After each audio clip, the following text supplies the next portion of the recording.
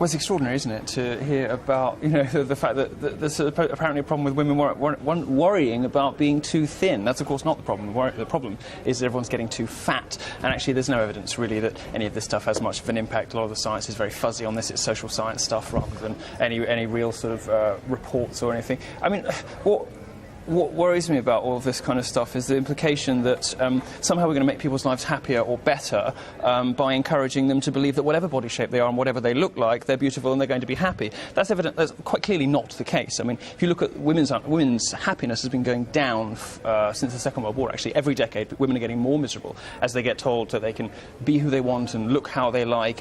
And you can say, I suppose, that a woman's self-esteem should have nothing to do with whether or not a man's sexual preference, sort of coincides with how she looks. But the fact is, women are getting more unhappy. And this sort of slightly irresponsible trend to sort of encourage people to eat whatever they want and do whatever they want is is one of the things that's fueling an obesity crisis. And that's a really serious thing. That's a real thing. That's something that's got health implications. It's got cost implications for the NHS. The problem isn't too many anorexic women. The problem is quite in the opposite direction. We're perfectly happy to have aspirational role models in our entertainment. We should have them too in our retail. There's nothing wrong with encouraging people to live healthily.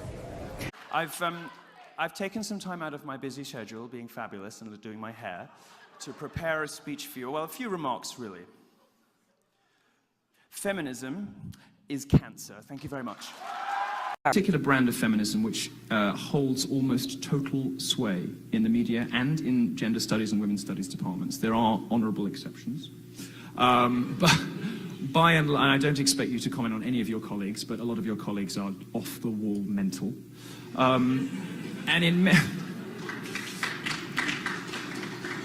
We're in a situation now where students can go to university, they come out dumber than when they went in. They are infantilized by safe space and trigger warning culture. The idea that interrogating a new idea, coming into contact with a school of thought or a person that doesn't conform to your prejudices is somehow problematic, that it gives rise to trauma. This evening, there is a safe space at Michigan University to protect the safety and emotional well-being of students from this dangerous faggot and a lesbian with the wrong opinions. That is insane. No longer fit for purpose. The Democrat Party is a mess. The Republican Party deserves to be destroyed. It is no longer fit for purpose. It disrespects and betrays its own base. It no longer practices conservative principles in government. It deserves to be ripped in two. If we believe in a conservative vision of the world, the Republican Party is not going to get us there. Not only that people under 16, 15 don't like them very much, but they're also getting, for the first time, BuzzFeed is starting to get as many dislikes as likes on its videos, because people are realizing there are no social consequences attached to saying, do you know what, this race baiting is not okay, this gender baiting is not okay. What I'm discovering as I talk to colleges, actually, is that the millennial generation, which many of us have written off as a generation that cares more about feelings than facts, has been very unfairly represented by a small vocal minority. Now, that minority has power on campuses, has power in the media, has power in the entertainment industry, has power in academia, all sorts of different environments, but I have faith that the millennial generation is more sensible than that. And I think the proof in the pudding, which hasn't really been seen before, is my college talks. You get my college talks, right? I go and I speak to people about free speech and all the rest of it. You see this, like the internet is played out in real life in the audiences in my talks. You get Trump supporters, Black Lives Matter, feminists, classical liberal, all these people, and then it's got like Trump chants versus the Black Lives Matter. It's an amazing thing.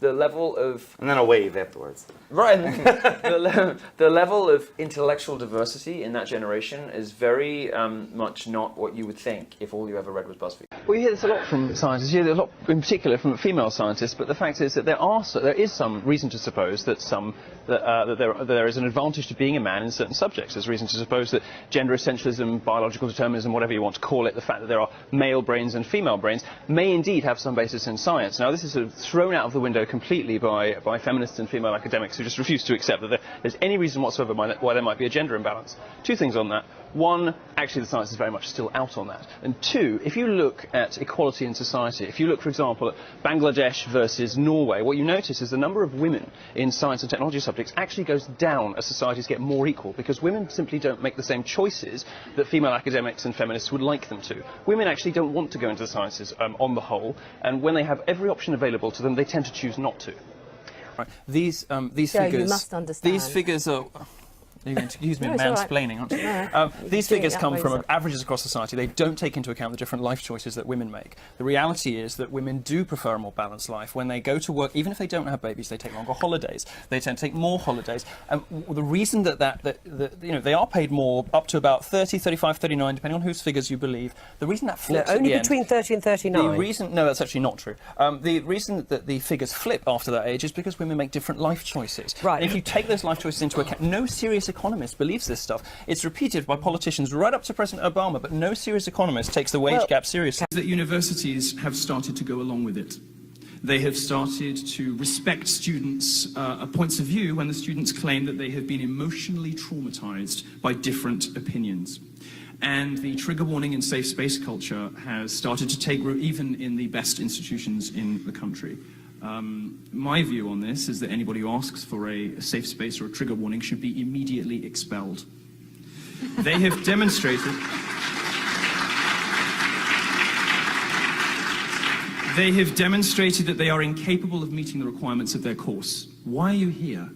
Why are you here if not to discover new ways of looking at the world, to discover thinkers and ideas, history, stuff you never imagined that was possible, to broaden your intellectual horizons? If you're not prepared to do that, go home, leave. Don't be here. I'm sorry to be rude.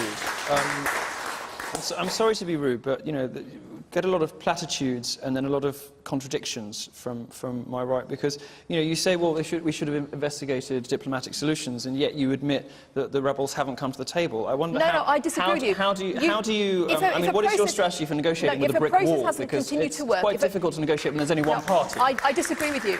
If a process hasn't worked, it doesn't mean that you don't keep going. I think what was really significant today... Do you agree or do you disagree that the rebels have refused to even contemplate? And in any case, who would you approach, by the way? Because this is not an organisation with a figurehead. This is a coalition. Exactly. Who exactly are you going to negotiate with? So that is why you need a different strategy. Nobody even knows who to talk to. Is subjected to abuse that is saddening them and that is affecting them quite deeply. What advice would you give? Toughen up. Toughen up. The majority of what's called abuse, harassment and trolling is ridicule. Sometimes it's strong ridicule. It's criticism. Sometimes it's strong criticism. But that's what the internet's for. And, you know, we're going to miss out on some really important, essential conversations if we don't allow people to communicate in the way that they want to. For the same reasons. The problem is that what most people don't realise, the gender pay gap is a sort of myth. No economist takes it seriously. The ONS figures come from broad church sort of averages across the workforce, and when you take into account the different choices women make, whether or not you include children in that, actually the pay gap narrows to zero. So I'm in favour of this only because it's going to really embarrass these campaigners who constantly tell women that they're victims and that they're suffering under this sort of patriarchal society. Actually, women and men get paid pretty much the same, to the point of a couple of percent. So I am in favour of it, but only because it's going to explode one of the most persistent feminist myths of our time, the gender pay gap. It comes down to an issue of personal responsibility.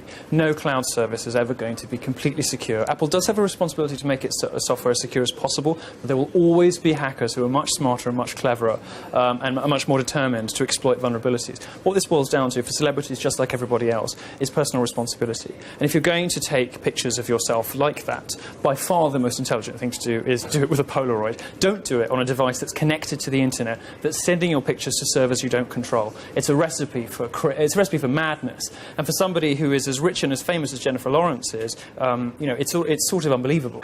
In the statistics that you're saying is American college campuses are among the safest places for women to be, and people who peddle the lies of like 1 in 3, 1 in 4 want to tell women they're the most dangerous places you can be. It's a lie. In what possible universe is that responsible or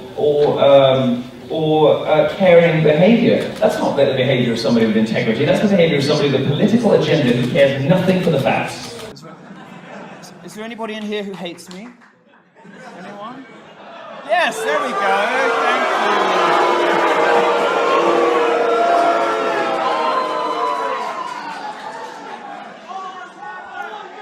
I'm afraid,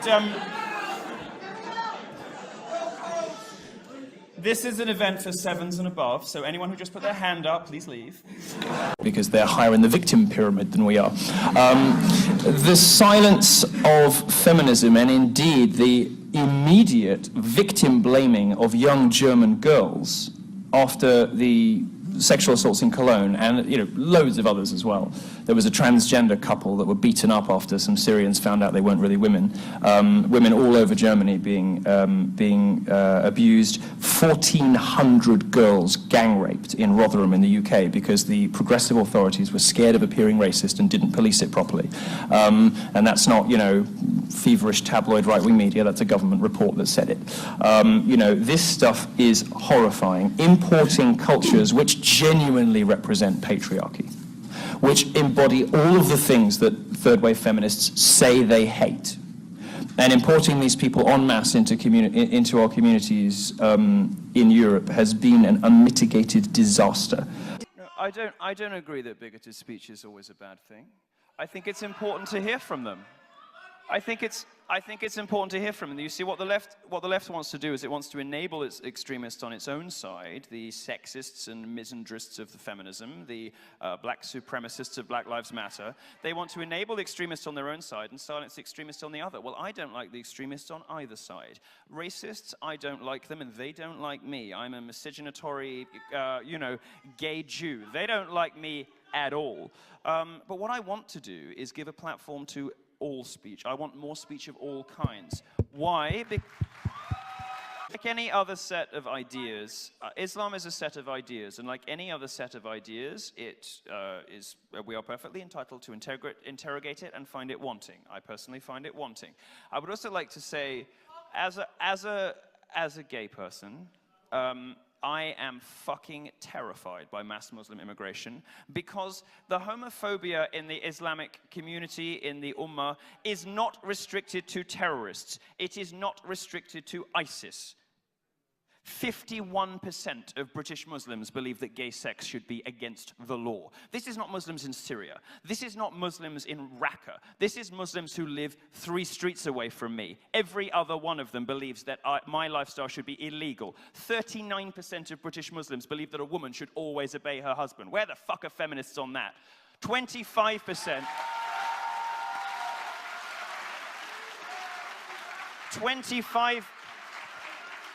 25% of British Muslims believe that Sharia law should be instituted, which under certain circumstances treats a woman's... Milo, he's trying to narrow in on a question. Well, I'm going to finish. Treats a woman's testimony as worth half of a man's.